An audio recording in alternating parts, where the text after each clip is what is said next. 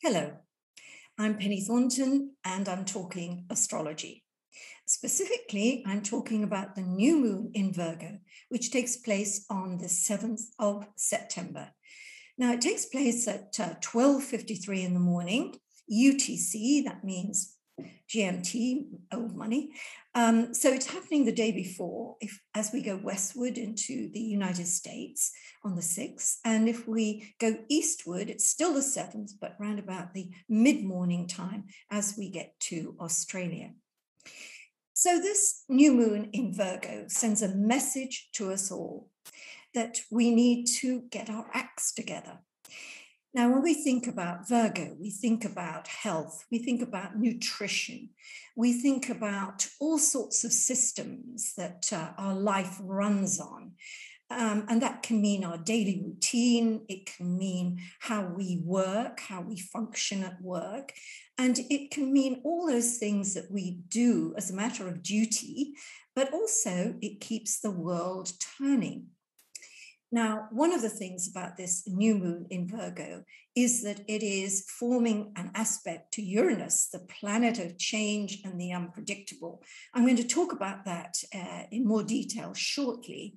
But first, what I wanted to do was have a little look at the sign of Virgo itself. Now, I've got this picture here of Diana, the goddess, who I think epitomizes Virgo. So often I find Virgos, they don't apologize for themselves, although you are a very self-deprecating sun sign. But often it's almost as though you'd rather have some planets in Libra or Leo, which are the signs flanking yours, as if to say, well, I'm not really a Virgo, I'm actually more Libran or I'm more Leo. And really, I say to all Virgos, embrace your sign. And I think this image of Diana, the huntress pointing her bow and arrow, well, I think it might be the setting sun, but let's think of it as the moon. And we must need to know that in mythology, Diana was the protectress of the harvest, and she was a huntress. And also, she was a supremely intelligent goddess. And I think we need to remember these kind of virtues with the sign of Virgo, because self-deprecating as you may be, you are usually highly intelligent, very analytical, very hardworking, and very capable of making, well, I was going to say, the world turn on its axis. And that's really the idea of somehow Virgo being associated with spinning. And we're not just talking about spinning in circles or spinning wool, but the whole idea of the spinners who spun the world on its axis, and see just how important Virgo is. So let's come back to me again and think about this new moon in Virgo. It's coming at the time the seasons change. Although, of course, we think of the autumn equinox coming in around the 20th, 21st of September, already as we get to the beginning of the month, there is a sense that a new season is upon us. There's a change in the air. And of course, the season of the harvest is on us. If we look at the kind of traditional view of the autumn equinox, and again, let's go back to thinking of Diana as a protectress of the harvest. And so a lot of things come together under the sign of Virgo. When we think about it too, this change of season, the kids have gone back to school and a lot of courses are starting. And so this idea of getting ourselves in shape, getting our lives in shape has a multi-layered effect. It can literally mean eating the right things, getting fitter and stronger, that idea of getting in shape, but it also means getting our lives in shape so they function better. The idea of doing courses and getting extra skills is also a way of working towards a better life. And all these things, this moon in Virgo represents for us. The other thing about Virgo and this new moon in Virgo is that it has a key word I would put to it of dissemination. And what does that mean? Well, it means spreading the word. So that's perhaps the key phrase for this new moon in Virgo, is about spreading the word and exchanging information. I mean, wherever this new moon falls in your chart, these particular functions are still the same. It's just that we introduce another layer of meaning because of the house it's in, whether it's in the 10th house of career and life direction, the 8th house of shared financial and emotional sexual resources, or whether it's in the 4th house of home and family. That's adding an extra layer of meaning. But now let's have a look at where this new moon is in the context of the rest of the things happening in the horoscope. So as we look at this here, I've set this for Seoul in South Korea very specifically because I wanted us to be able to see Venus rising in the east. And that is at the 9 o'clock position of this circle. We can see Venus just above the horizon there. And I'll come to her shortly. The new moon is up in the 11 o'clock position there, the sun and the moon together in the sign of Virgo. And there's an almost exact trine to Uranus. Now, one of the things about this is that throughout this year, and I've spoken about it a lot on my videos, is that we have this Saturn-Uranus dynamic working for us all the time. It doesn't stop. Sometimes it becomes stronger, sometimes a little weaker, but it's there. And that's all about accountability and release. With Saturn, we take accountability, and with Uranus, we talk about release. So there's a lot of things about the position of Uranus, certainly in the second half of the year, is that it's actually connecting to every single new moon. And it does so by a different angle each time. Here in Virgo, we've got a beautiful trine. So it's bringing out the softer dimension of Uranus breakthroughs and the unpredictability and capriciousness of this planet. It can be a happy surprise as opposed to a shocking surprise. But if we go back to the previous new moon in Leo, which was squaring Uranus, around that time, Governor Andrew Cuomo resigned under a hailstorm of accusations and threats for his continuing career. And Prince Andrew was served with, he's the subject of a lawsuit. And also during that time, the Taliban increased their grip on Afghanistan. And I watched around the time of the new moon and through the following week, watching that shrinking map of Afghanistan, once, in sort of Western hands, but you know what I mean, and now gradually in the control of the Taliban. And that's going to be a very, very important feature, not just of the new moons as we go through to the end of the year, but it has a lot more serious implications as that we now do face much more of a possibility of attacks in the West, simply because the Taliban and the Islamic movement, the extremist movement, has a base of operations. So it's going to be interesting to watch these new moons play out with their connection to Uranus. But what I also want to do is look at that Venus again, just above the horizon in Libra. It's forming an angle, and I have drawn a red line from Venus to Pluto at the base of the horoscope there, because a matter of, less than 24 hours before the new moon, we've got Venus squaring Pluto. And that's really a very powerful kind of influence. With Venus and Pluto, we get passion. And when we think about it, passion can be a great thing because we get passionate about people we love and we can share a passionate exchange, which is terrific. But we can get passionately angry about things as well. And therefore, passion can be a very, very destructive thing. And whenever we look at Pluto, we've got extremes and we've got a self-destruct button firmly pressed. So around the time of this new moon, it's against this background. So I don't think we can rule out some very uncomfortable experiences and developments around this time. If we make it a little bit more personal and we think about what happens with a Pluto aspect, we think about what is buried being revealed. I often use the word confrontation for any Pluto aspect, not in the sense that it's aggressive and there's conflict, but the idea that when we confront something, we really look at it. We look at what it is, what it means, what its purpose is, what we can do about it. And I'd like to focus a little bit more for each one of us on that idea of this new moon also having an element of discovery and process about it. We need to dig deep for answers under Pluto, and we need to dig deep into ourselves, looking at our resources to cope with certain situations.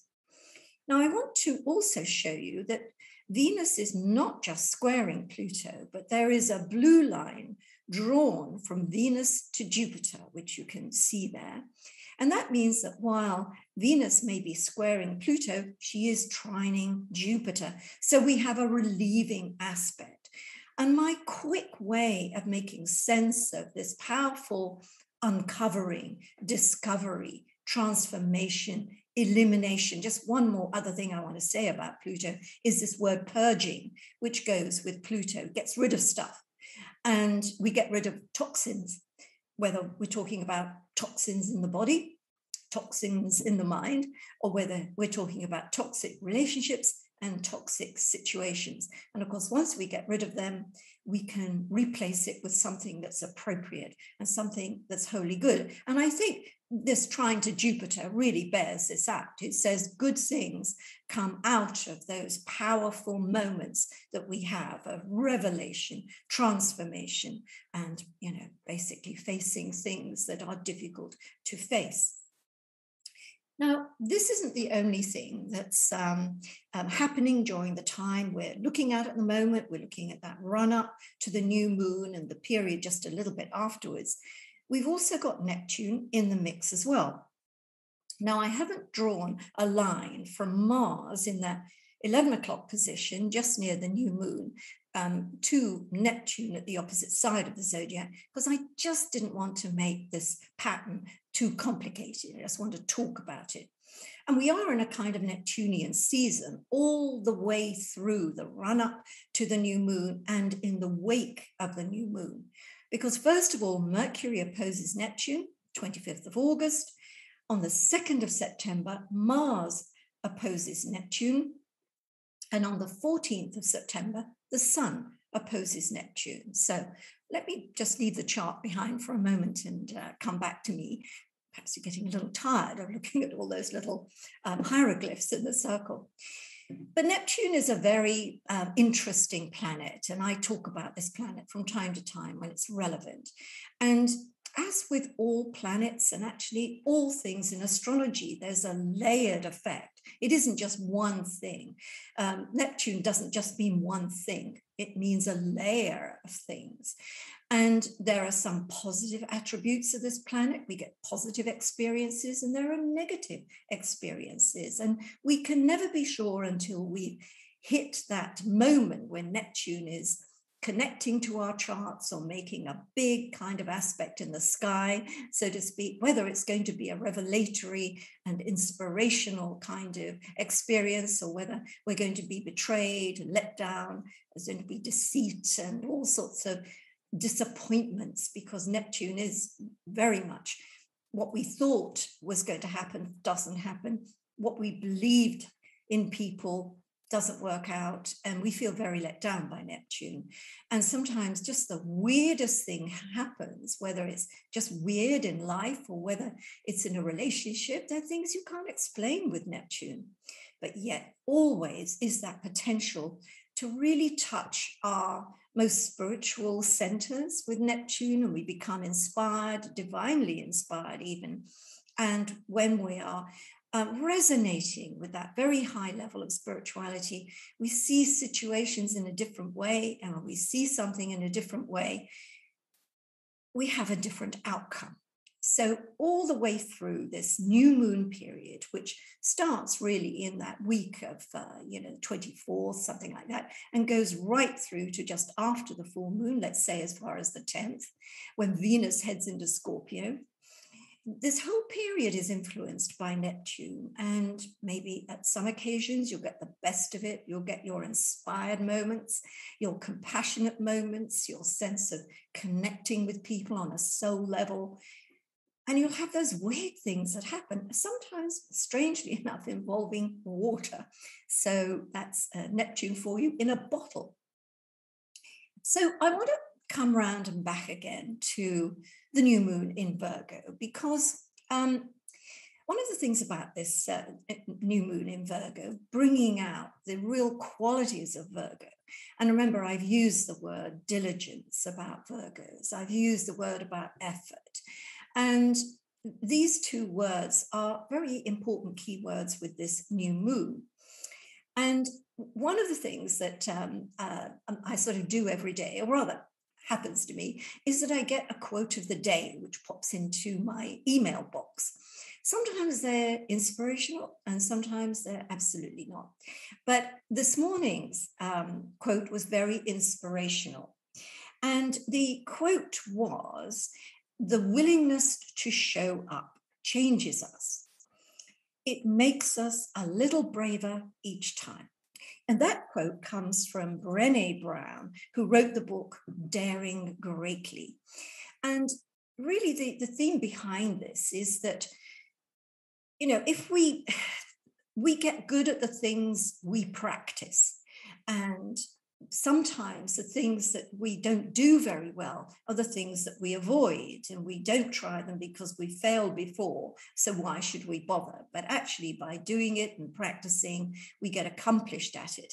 And that could be anything from how to poach an egg to how to perform a great grand jeté, to perhaps learning how to be brave when we open our bank account daily, or we look at things that we really feel we don't manage very well. And so with Virgo, it is about getting in shape. So I mentioned the idea of getting fit and getting stronger. We can do that, but we can get our lives in shape. But almost always, it's going to take effort, because we don't get our lives in shape eating a chocolate bar in front of the television. Unfortunately, getting in shape in every sense of the phrase demands effort. But this is what we need to do on that new moon, is to figure out what in our lives requires work and we wish to work better. What is it within ourselves that we need to be braver about? Because the more we step up to the plate, the more we show up, the stronger we get, and the more our life gives us roses instead of lemonade. So those are my thoughts as I come to the end of my video for you on this occasion. And, you know, I know sometimes people ask me, you know, why don't you do the moon in Virgo in all signs? Well, you know, my videos really aren't meant to be just about the sun sign. They're not meant to just feed that part of us that just wants a generalization. They're to show you a little bit more about astrology, whether it's the myths, whether it's the complex processes behind the angles and the aspects, and to really show you that nothing ever happens in isolation. A new moon is a new moon is a new moon, but it changes because of its connections to everything else that's happening at the time. So have a good new moon experience, and I look forward to speaking to you on my next video. Bye for now.